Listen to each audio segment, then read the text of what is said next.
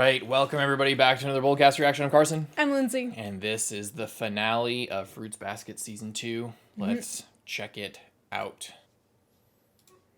Oh boy. Oh boy, holy mackerel. I'm scared.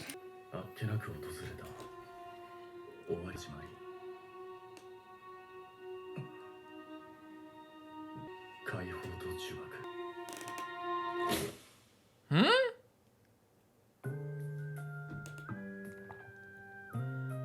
So does that mean he's like untethered from AKITO, but he hangs around because he cares about AKITO? Because like the thing snapped. Yeah. Well, I think it's maybe now he's becoming untethered from AKITO, but that was like possibly the event that like made him like so loyal to him in the first place, maybe. I feel like they're loyal to him from the beginning. Yeah, but to varying Degrees. Yeah, but I mean that's a pretty clear metaphor. I don't know what else the snapping of this No, rope. no, no. That's I'm tying saying him that could like be. that's happening now, but the flashback is like something different. Like he wasn't getting like freed from AKITO then. Oh, okay. So you don't think that the flashback we just saw where the rope snapped in the middle of that flashback has anything to do with that flashback? You think that's happening now, but the rest of the flashback is happening in the past? I think he's like thinking about the flashback. Okay. And oh, right, like he's like remembering that, but feeling free now. That makes sense to me. Yeah, yeah.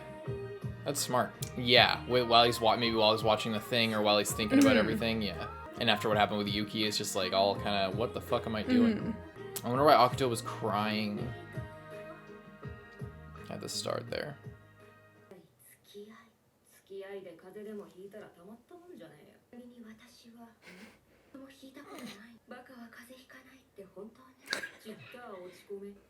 If that's the price I have to pay.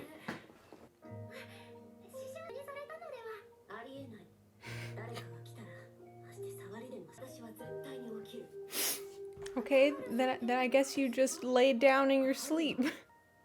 I'm sorry, it's not a secret anymore.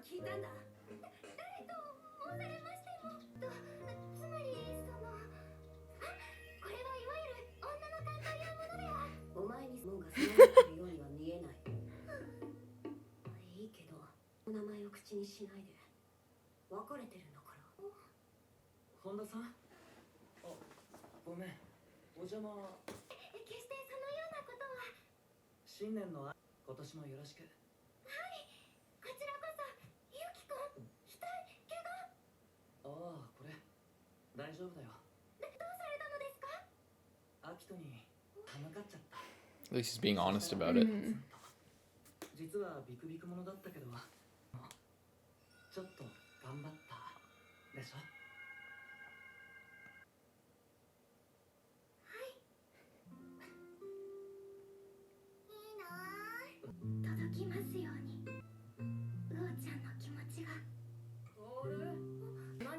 Tohru, what are you doing right now?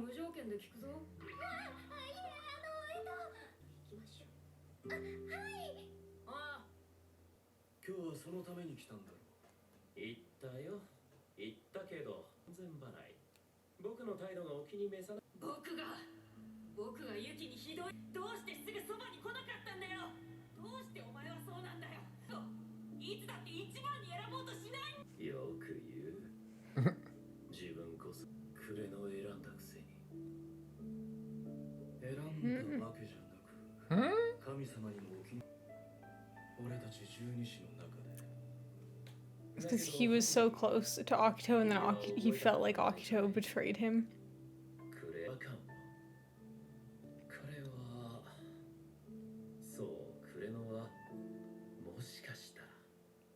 Yeah, so it seems like they're saying that Kureno might be relinquished from the bond, but is sticking around out of genuine care, maybe? Just because he felt bad that AKITO was alone. But they're also saying it like he had always been kind of off. So maybe it...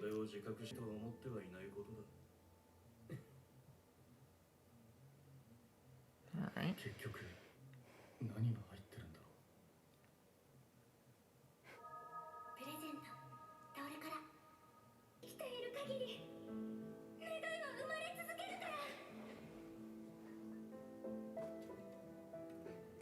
He could never possibly guess when this would be. This is the most shocking thing to ever see.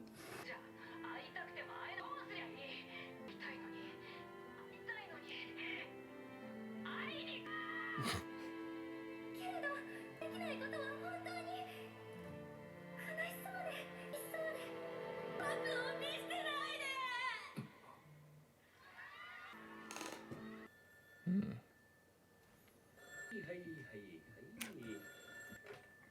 もしもし。珍しい。初めてだね。あ、トールか。まだ学校だよ。ご指名ですか？見つからないんだけど。そもそも一番最初に確率自体結構低いと思うんだけどな。意外抜けてるね君。彼女になんのよ。しぐれ兄さんにも話すことがあるのかもしれない。やっとかよ。あのサクレの前から思ってたことを聞いてもいいかな。 Do we get to know what it is? 君、もしかしたら。おかえり、一人？ Damn it. きょうくんは師匠さんのところです。いいんだけど、封筒買ってきてもらえないかな。いくら？はい、喜んで。買いませんか？着替えてからでいいよ。行ってまいります。いってらっしゃい。 Why you got that menacing vibe about you again? あとは、すずめさんです。 I thought she was just gonna run and they were all gonna fly away. 来ていらっしゃるのですね。 It was cute. 君さ、もしかして。クレノどこ？勝手にいなくなるなんてこと。Gonna look at the He's gonna look computer. right now. なかったのに。 Gonna move the mouse, and then the screensaver is gonna stop or whatever. Computer's gonna wake up. クレノさんから離れていってしまいました。クレノさんは好きでいらっしゃいます。 So they shouldn't leave him. Is he? Are they gonna? Oh yeah, and then he's not gonna turn. 抱きつかれると心してしまう。 How? 俺はもう It broke. Oh. Because he's in love with Uo. 変身もしない。俺の呪いはもう解けてる。 Now the question is, did it just break, Or was it broken? or had it been broken since the flashback? 今の君よりもう少し若かった頃。 Interesting. だからもう十二支の仲間じゃない。もういいな、クレノ。変えない。どうやって呪いが？自分でも突然のことだった。何の前触れもなく。 Is it because Akito, like, 急に praised him genuinely or 自分 something? の中には自分しか。あの空をもう飛ぶことはできないんだ。 Hmm. 悲しくて嬉しかった。人になれた気がした。ようやく嬉しかったよ。他の十二支の皆さんはクレノさんを今も鳥だと思っていらっしゃる。でも、アキトさんのそばに今も何から解放されず。 Oh. あのプレゼントを無駄にしてしまう。ごめん。それを伝えに来たんだ。リサとは会わないよ。俺はこれからもアキトのそばにいるから。たった2回旅になっていつか消えてなくなる。それだけのことだ。だから君ももう気にせず。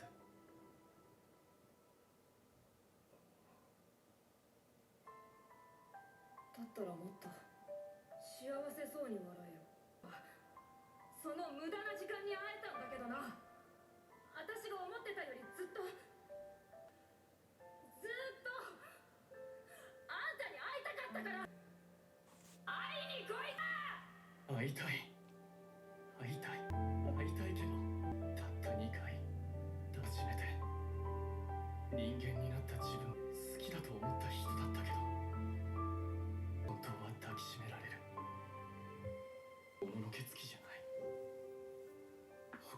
士のみんなが苦しんでる呪いからやすやすと解放されてる。俺だけ自由でどこにだって生きるって愛せる。だけどだからこそアキトのそばにいなくちゃダメなんだ。アキトされました。アキト、クレナ。僕がいいというまで誰も近づか来たら殺すからな。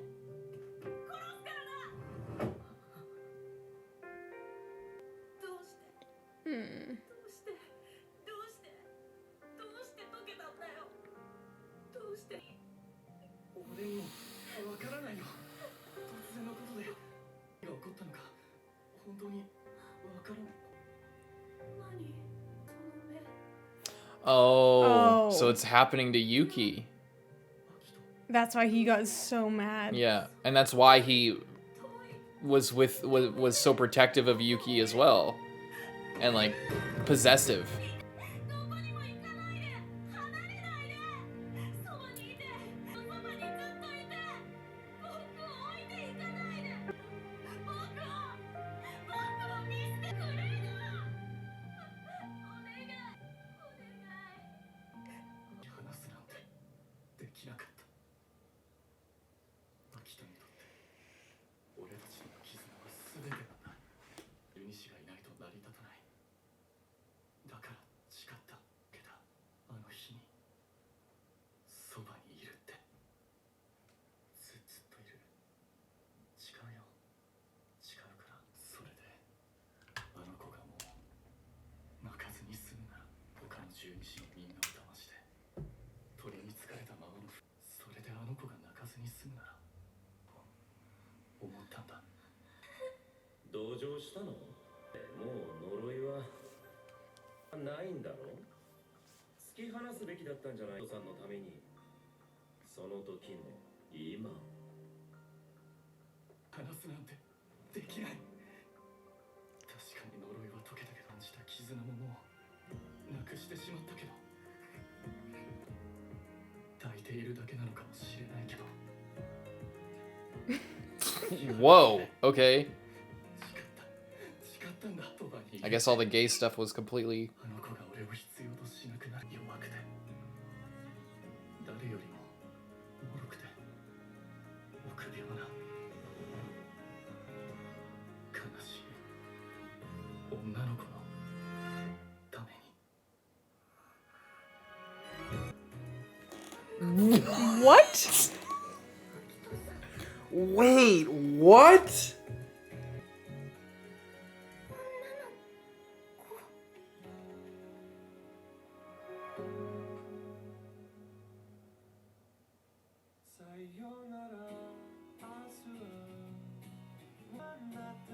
Okay.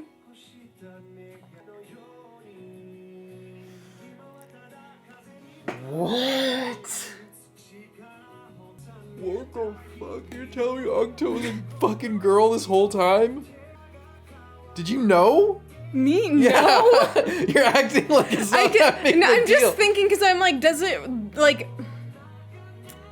I was just saying, like, does it really like change the story at all? Like, it's like this crazy reveal, but I feel like it like everything is still pretty much the same, you know? How does it change it? Well, the whole here's one thing is it makes the whole actually let's watch till the very end. That's it. So, it makes the whole devouring mother thing very much more not literal, but like it fits a lot more.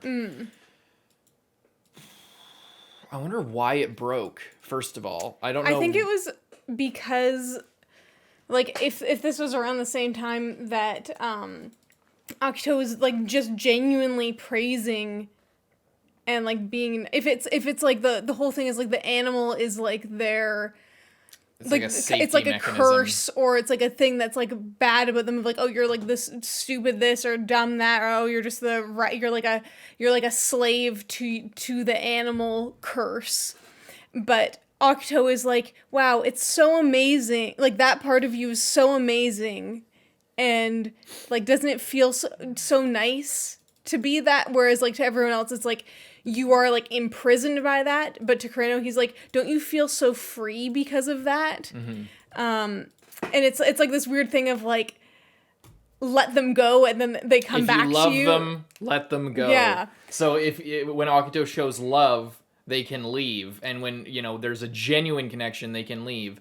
But if then they can leave. Yeah, but then they get can to, you leave, get to love them, but then they get to leave, because that's what it means, is you don't control people. But if you don't want to be lonely, you can't. If you can't deal with being alone, if it's like so painful for you, then it's easy to see why someone like that would resort to something like this, which is kind of what the curses mean. It's kind of like a safety measure to keep them in line, and to keep them from connecting with someone else. But then it's like how Kureno's like, oh well, I have to stay with Akito because like this and that and the other thing, and it's like, well, you staying with Akito is kind of just enabling bad behavior. You're not Yeah, but he just cares about Akito. Yeah, he does, but it's this whole thing of Akito became so dependent on this relationship that it just like doubled down on everyone else to make sure that their bond didn't break. But if Akito had been nice and treated everyone like the way that Kureno was treated, they would have been able to leave, him go. But then they might have chosen to stay. Kureno stayed because he felt guilty and felt bad.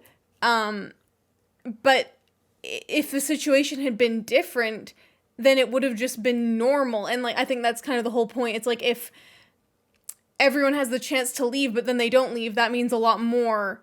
And that's why the relationship with Kureno is so strong. And it's like, oh, well, I say these mean things to you, but I really don't mean them. Whereas with everyone else, it's like, oh, I say these nice things to you, but then I'm going to downplay them with something else. Because that's what I really think about you, you know? It's like the opposite.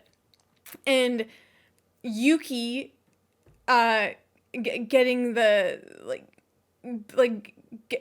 possibly being released from his curse as well, and then Akito's, so mad that Yuki... if it already happened then. Well, yeah, that's what I was wondering. I'm like, is that what happened when they were, on the beach that one time? But, what about that? That situation was completely different. Or did it just happen when they were in the hallway?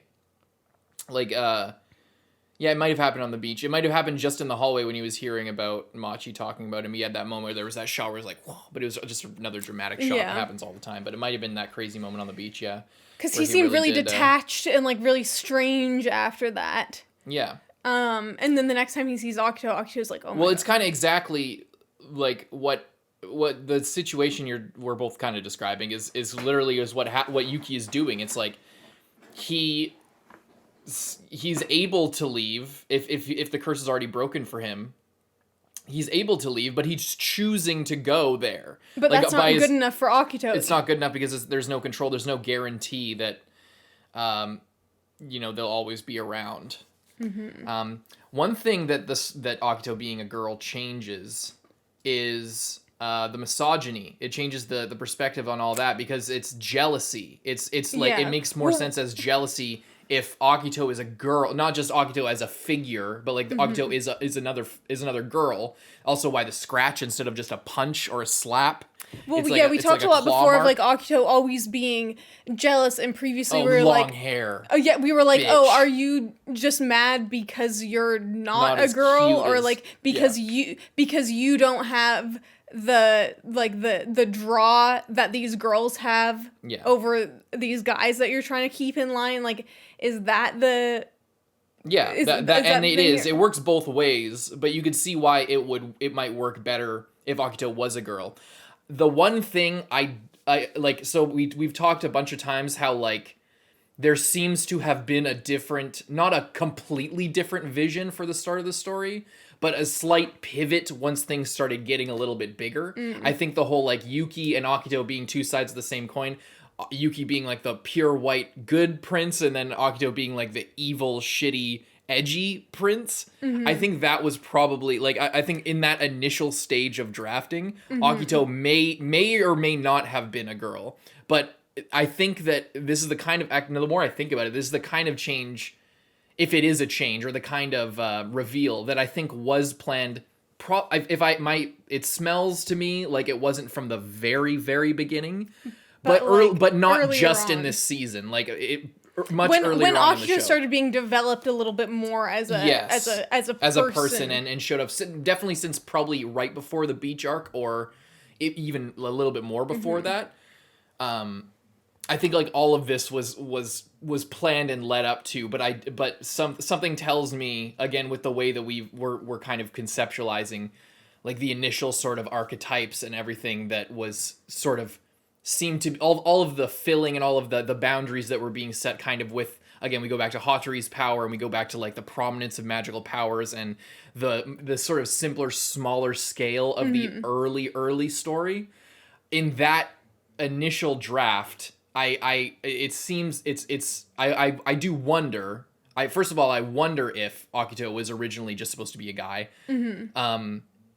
And it's my intuition that Akito originally was probably going to be a guy, but as probably not much later after that, like probably after the first like 10 episodes of content, probably that's my intuition, but I could be totally wrong. We would need to go back and watch it because there's a lot of things in the show as well that are fully set up and are fully like, we've talked a lot about like how, if I was rewatching this I would know everything initially, but I think episode 10, as I didn't mean to bring up episode 10, but episode 10 was the one episode where I first got kind of annoyed with like the whole like talking around shit and just like not just like on purpose avoiding things that like, you know, so that when you rewatch it, so maybe there is some stuff earlier on, but I think even if it's not in the story, I think I don't know. It would be worth a rewatch to see how well this was seeded, the reveal of Akito being a girl. But I think it does alter the story in a couple different ways. But overall, it's pretty much the same.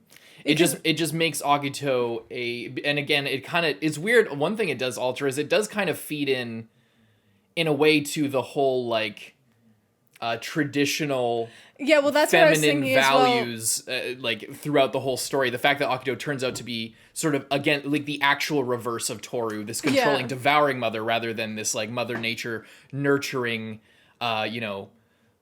understanding, patient person. The devouring mother is like, Oedipus, you can't leave me, I'll, whatever, the no boundaries, all control, all that type of thing. It's a classic archetype, and the fact that Akito as a girl fits that even better, but it also fits this general sort of outlook the series or the author or both or neither, I think the series definitely has towards femininity, towards gender roles, and this sort of presentation that is sort of seen throughout. I think that it fits it kind of locks everything kind of into place in that way. The fact that Akito is not a guy doing the exact same things, but is actually revealed to be a female person doing the things, and being the kind of this reverse bad example of what Tohru kind of is as this like perfect wife, mother, nurturing, sort of caring figure in a way that, a traditional feminine person would be, in a way that a traditionally masculine person would not be, so that's what I mean by gender roles.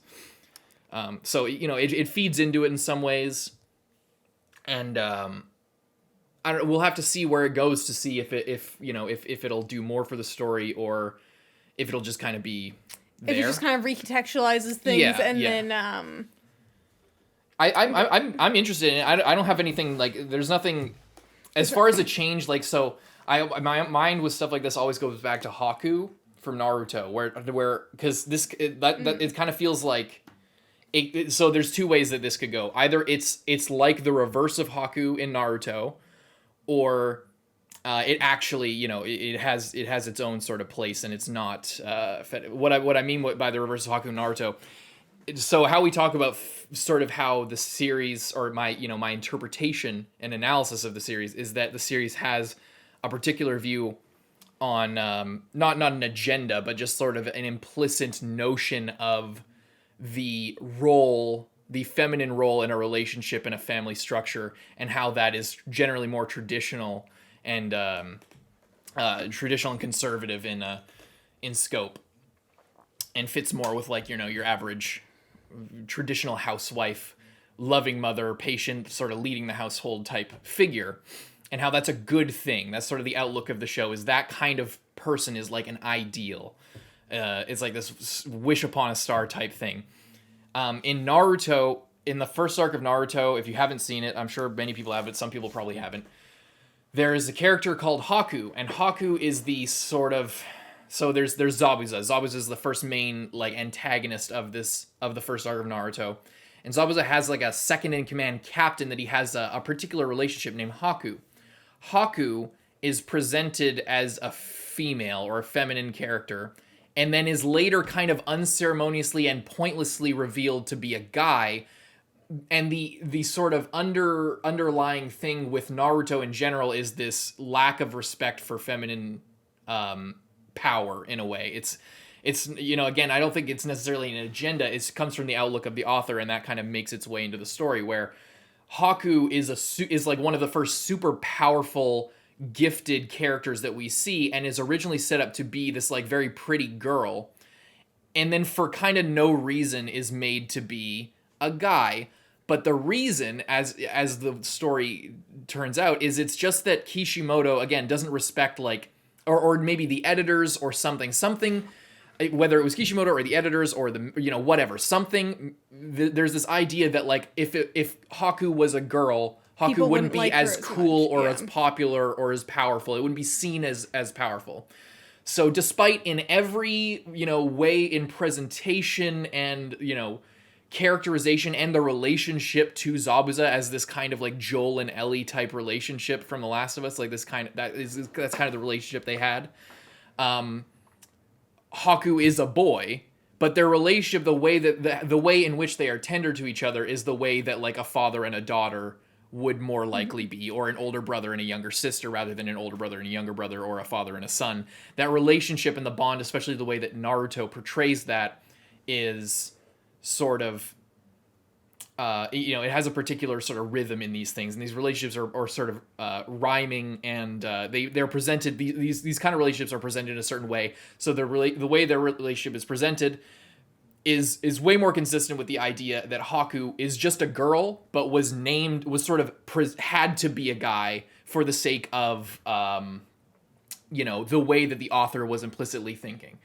And that's one way that you could look at Akito being a girl here, it wouldn't be within the author's implicit sort of outlook on the world or on relationships, or what they want to say, or what they, again, it might not be about putting something out there as much as it is they have this sort of general outlook about the world, and that kind of bleeds into the work.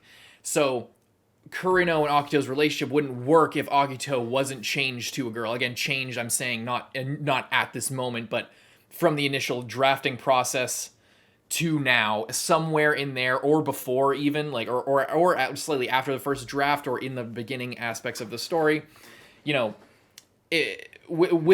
the gender roles as they're presented in the story, it could be just that like Akito, again, like you were saying, it's like, does this really change the story? It might not change it at all. It might just fit more with the author's sort of outlook on the world.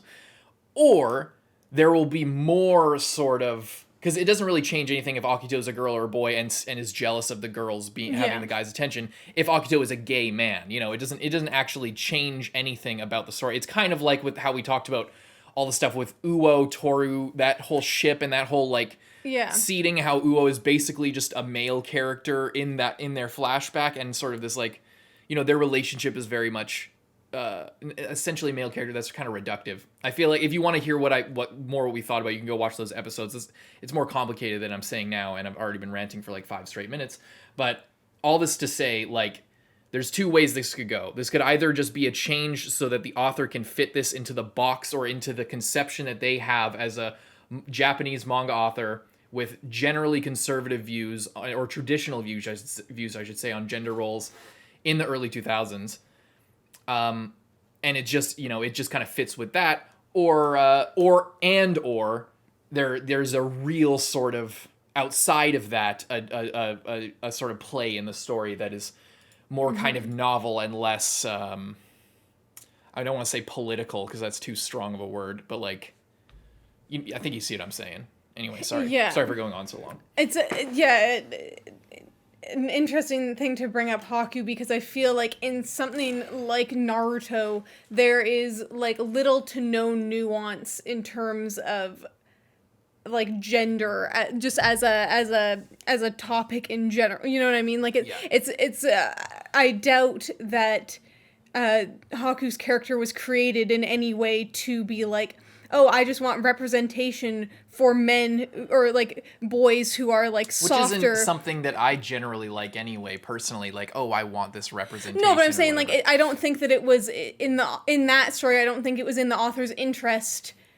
I mean, you never know to like have that in there. Like, you see what I'm trying to say there? Yeah, like, but again, that's not the goal anyway. To have like sort of by fiat this like representation. No, I'm not saying by that.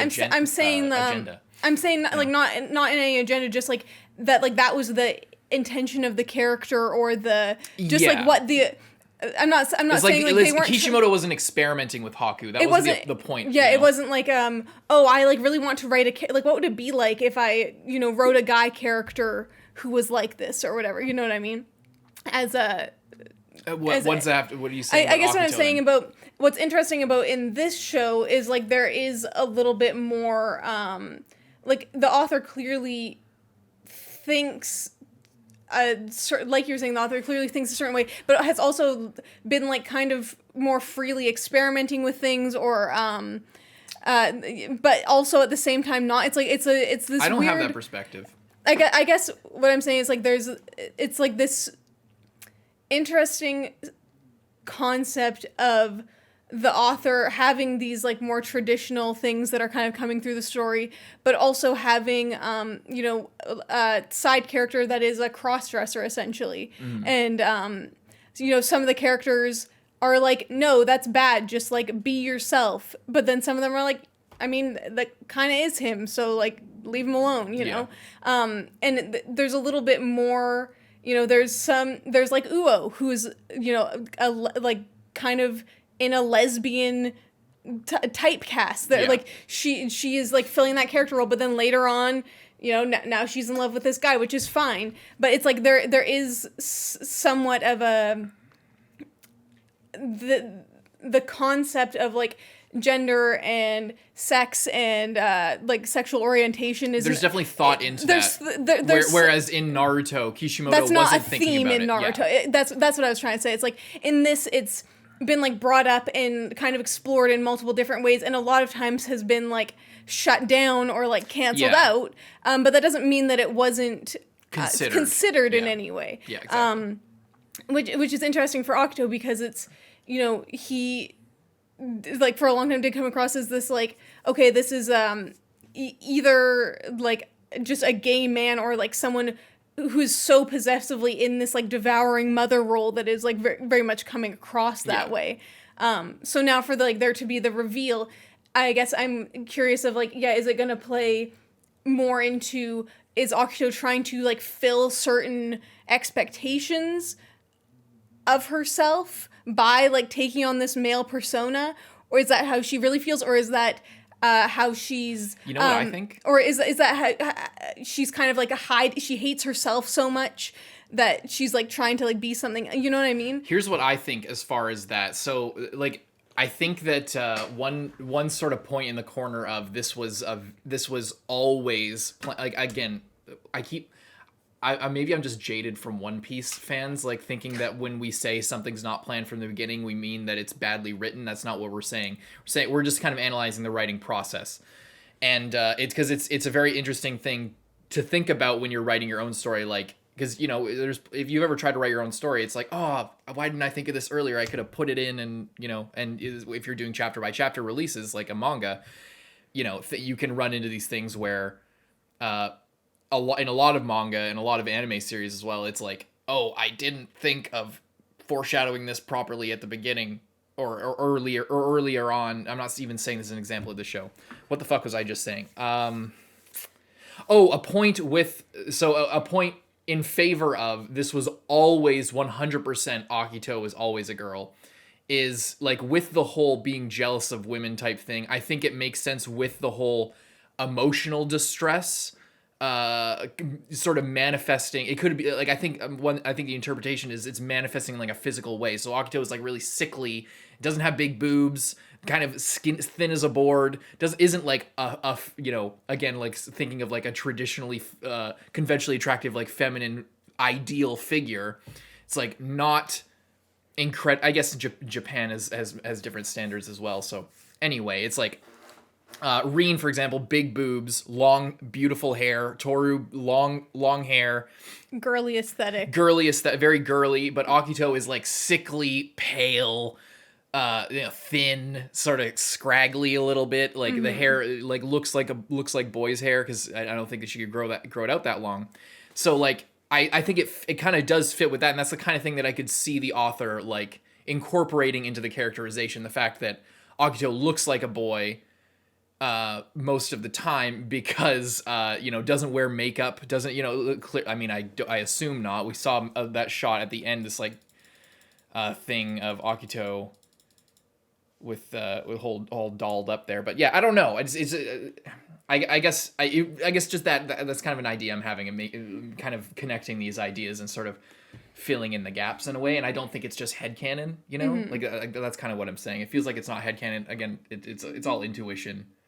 But and it would require a rewatch. But again, I think that there's something there. If something feels right to me about this being like the story as we see it now, feels like it was really brought into focus around episodes 5 to 10. Probably like that content. I feel like the first few episodes when they were like doing the garden and he summoned all the mice and they were walking around and like Hatori's getting introduced and his like memory wiping powers and Hana's waves were getting kind of teased and stuff like that. It feels like that was the story had like a it's the stories were this close together because the angle of deviation was like this much.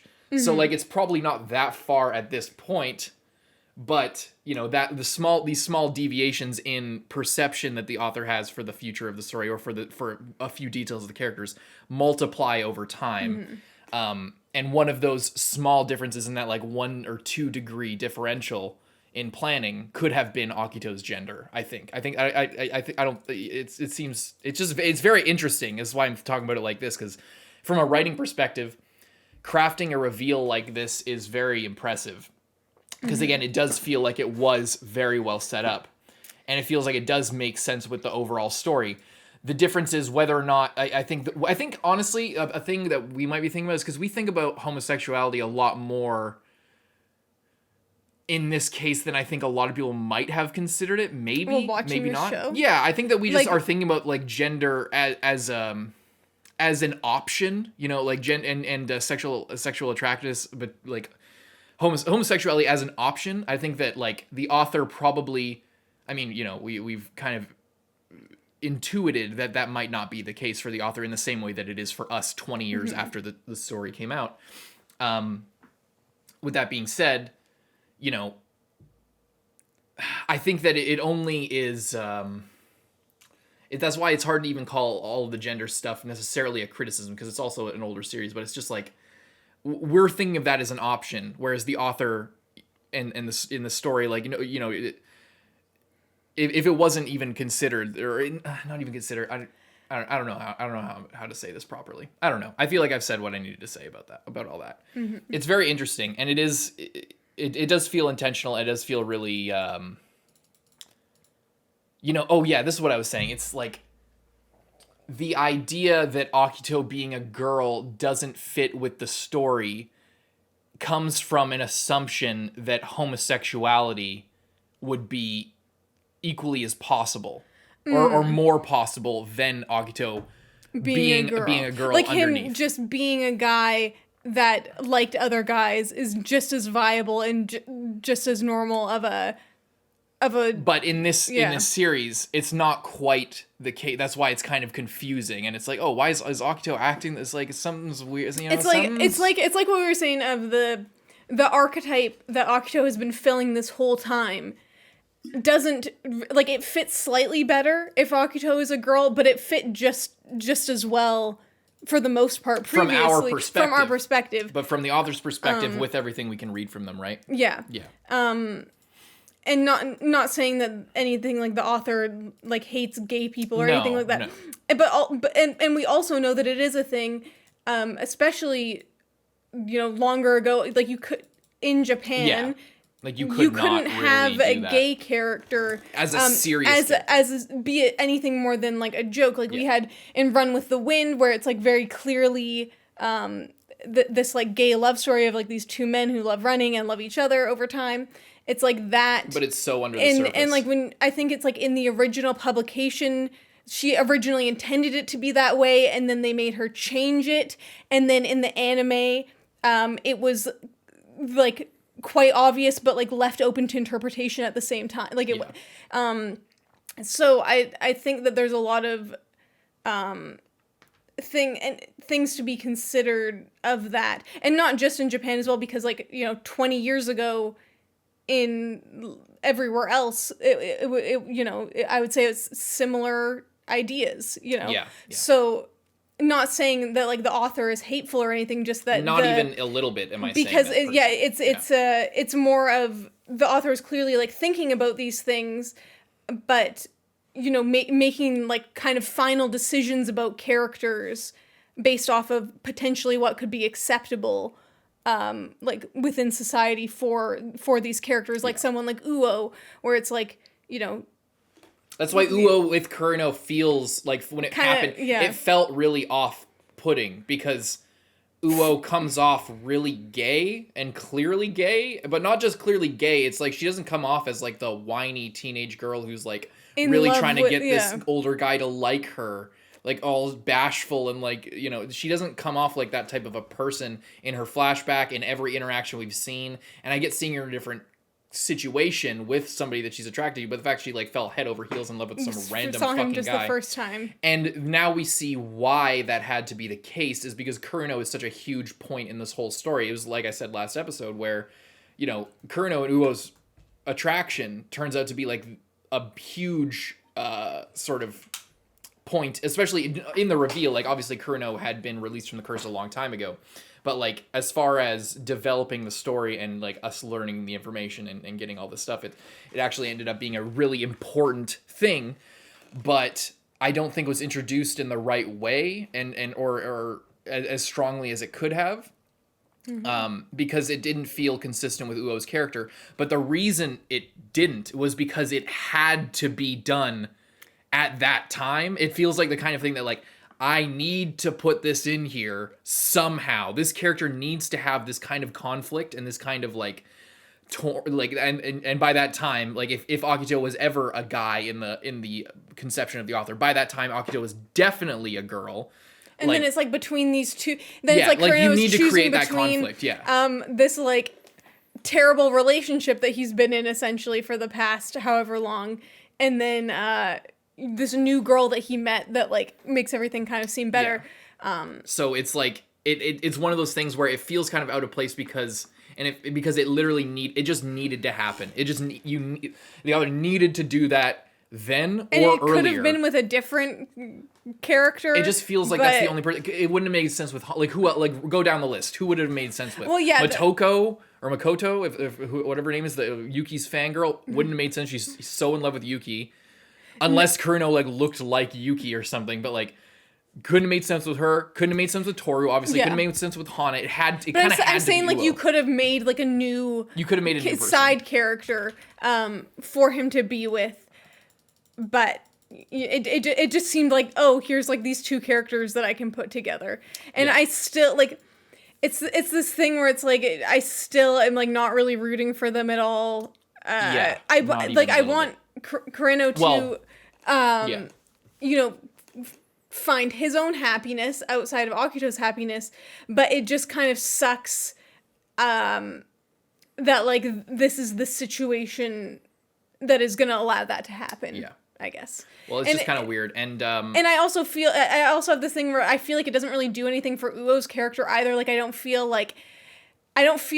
felt like her character was so complete, and like she loved her friends. She loves her dad. She loves, beating up Kyou and like having a good time. It didn't feel like her character was like missing something or like needed to find her other half kind of at all. In the way that like some of the other characters have been set up of like they are looking for love and have been. Yeah. And like with Yuki, where it's like it makes sense that he's finding someone new now because he was looking for that with Tohru, but found something else. But he still wants to have like that kind of relationship, and now he's finding it somewhere else. Yeah. So it makes sense with his story and with his character, but it never felt like Uo was like interested in that or cared about that. Yeah. And that's why it had to kind of get like sprung on her of like, oh, I saw this guy one time and fell in love with him instantly. Maybe she should have been playing Cinderella. I don't know. Yeah.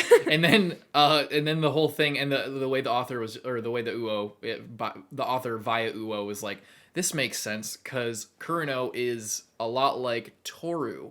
And then everything we learn is like, he's not nothing really like Tohru very much. Not very much. So, and the story even goes into that. It's like, it turns out they're not really alike that much. I guess other than the way that they're compassionate of like how Kureno is sacrificing himself for Akito. And kind of airheaded a little bit. That was the thing. In the way that Tohru might do for someone. If she had been in a situation like that, like maybe she would stay for the benefit of the other person. But I feel like that's kind of the only similarity, and he's like clumsy. So that's why it felt so like all of these things. That's why it felt so weird with Uo, and it makes sense after seeing where this all went from a like this like plot line that's kind of been building with Kureno as a character. Like, it kind of makes sense. It kind of puts into perspective why all this stuff happened the way it did, from a writing perspective. But yeah, anyway, that was a really good finale. Mm-hmm. And we're going to move on to the next one. So is there anything more you want to say? I don't know. I want to think about it because this is the... There was all Shigure fucking... I think he was just trying to get the... They didn't know about him losing the curse, but Shigure had known. Yeah. He had kind of figured it out. Or he suspected at the very least. Yeah, he pretty much figured it out. Mm-hmm. But the one question mark is Shigure and Akito's relationship then? Yeah. Is there going to be a fucking age gap romance when Akito was like 7 years old and he was 15 or whatever it's going to be? Yeah. Yeah, I'm not sure, or if it's just that Shigure was jealous of the relationship that Kureno had to Akito, and Akito because of the way they treat each other differently, because there wasn't something forcing them to be together, that Shigure was then kind of jealous of like not having the opportunity to like... I really hope it's not a age gap romance. I don't think it will. Now that Akito's a girl and he's all jealous and like what? If Akito was like 13... then fucking Shigure would be like 18 or 19 or maybe slightly older. And it's like this like big brother, little sister fucking Oni-chan type shit going on here. I really hope it's not something like that. I think it could be That interesting so if it was like actual big brother, little sister dynamic, not weird addition. And Shigure felt like Akito was abandoning him and like choosing someone else, kind of in the way that Akito gets mad when other other people are abandoning them and like choose like it's like you need to like be loyal to me and to this family, but then when anyone like Yuki, anyone goes off and it tries to have their own relationship outside, Akito gets so jealous. So I wonder if it's kind of a similar thing of Shigure. I don't, you know what I'm trying to say. Like felt like Akito started caring about other people more than him after he felt really close, and then it was like this whole thing with Akito and Kureno had the special bond, and then Akito was like obsessed with Yuki, and then everyone else was just kind of like there, and you know, maybe Shigure felt like, yeah, abandoned or like sad, yeah, about that. This is kind of what we talked about before. I do like I as much as I feel like making assumptions in this show has usually gotten me into hot water, so I almost don't even want to. But like, it really does feel like they're going in that kind of a direction, and I really Shigure fucking doesn't hope they have don't. anyone to. Exactly, yeah. Like it does. I might mean, be the writing feels like it's kind of on the final wall. straw. if Kureno's going on to Uo. Then Shigure and Akito have clearly had this thing like kind of bubbling beneath the surface, and Shigure like was dating Mayu but wasn't interested in her at all, and like clearly his mind was on other things, you know. But we do have other like, you know, Ayame doesn't seem to be getting with anyone, and you know, Momiji as well. So Momiji, I don't think it necessarily has to be Romantic, romantic love, yeah. but I think with Shigure and Akito, now that Akito is a girl, and with our perception of the author's views, I think that, you know, Momiji could be with his sister because he loves his sister in just a normal way. Same with how Ayame loves Yuki. And, you know, like if Shigure and Agito become a thing, it's like they're not blood. They are blood related. They're all Soumas. They all have the same last name. And but it's been established. It would be awkward to go to a wedding of somebody who had the same name and who grew up in the same household as their bride. That would be weird. Like a lot of people are like, they're not really that related. I mean, like but it is pretty fucking weird. And Akito is now 20 and Shigure is 28, I think. So it's not, you know, now that they're adults, it wouldn't be the weirdest possible thing, but it still is weird that they grew up like they did.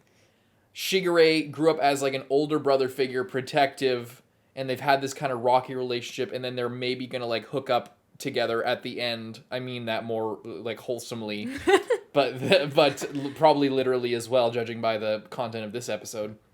You know, it wouldn't be the worst thing in the world, but it is kind of a recipe for weird shit, and I'm not super excited for it. And it seems like it really is where it's going, but I've been wrong before with this show, so I'm not 100%. Yeah. But this kind of seems like what else is going to happen, you know, unless Agito literally dies, or both happen, you know, but like the fact that Shigure, like Kureno, was like, oh, I'm going to go off and live my own life, and then felt pity for Akito, stayed there. Shigure is like still, you know, has his own life. He has his own house. He lives kind of away from everybody else. He has his own job. He's a writer. He has a lot going for him, but he's still fucking bent towards this person and like very concerned, and wants to break the curse as well, seemingly. Yeah. Anyway, I don't know. I'm not super excited for that to happen, but it does seem like it's kind of going in that direction. Mm-hmm. It's also, yeah, weirdly, I feel like Akito being a girl does also change somewhat of like how I think like the ending of this could go, because all the time it was like you have kind of like the shitty overpowering god and then like the nice friendly goddess as well, like in Tohru and Akito, and then it's like, well, if Akito could become like Tohru and like become like a benevolent goddess figure instead, then like Tohru wouldn't necessarily need to like be the it's not about Tohru stealing everything away. It's about helping Akito to be a better person and have a happy ending that way. Yeah. And I in a way it like shouldn't really change anything. I guess you think about it slightly, like now that there's like this new information, it's like, oh, how does that work into other theories? It doesn't, like, it could have been that way all along. But again, that's only with the idea that homosexuality was a concept from the author. But when we, like, if that's not a part of the story and we read that in because of our perspective, then that's not really fair to the time this is written, to the authors, where they were at in their life when they wrote this, their perspective, everything like that. Like, we can inject all of this shit into every story. But if like, you know, the idea, the premise is part of the idea is that, you know, that isn't like, that's implicitly not really I'm saying implicitly a lot of this discussion, but like the fact that that's not, you know, that's kind of, we take for granted that that's not really an option in this case, like as far as actual romantic development, you know, and that's just something you kind of have to accept, and I do accept it, but I'm still going to talk about it. So that's why it's like, does it really change anything? It's like, yeah, because homosexuality, although to us it is like something to, you know, explore narratively and talk about, to the author I don't think it was in the same way that we're talking about. So it's not really fair to put that on the story and act like it's not changing anything, when it is a significant difference, because this opens up now, like before with that outlook, before the relationships that we're, you know, been talking about were not really possible, but now they are, because Akito's a girl and they can be in a heterosexual relationship. Could Shigure and Akito end up together previously? Probably not. Yeah. Just based on the trends that we have seen thus far, unless the author got very brave and, you know, decided to make a big move like that. Right. But it seems like much less of a big move. It just seems now. like they're acting weird. Like, what does this all mean? And then, Akito's a girl. That now everything makes sense, kind of thing. That's kind of what it is. But it's not as big of a shift if you already considered that some of these characters could be gay. Could be like, actually, not like, I know Haru is like technically bi, but he's in a heterosexual relationship. I know that I'm not diminishing, you know, bi people's experience. That's not what I'm trying to do. I'm just saying, like, from the perspective of writing the story and how things manifest in the story.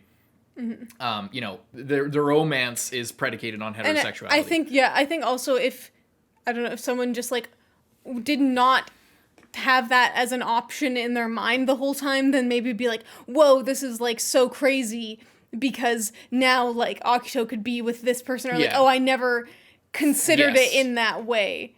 But we were kind of already considering it in that way before, so it's less of a shocker. It's less of a crazy reveal. It's more a reveal in terms of us analyzing the story and the author and like the direction that things have gone in the past. Yeah, exactly. Okay, well, I think that's a good place to leave it on.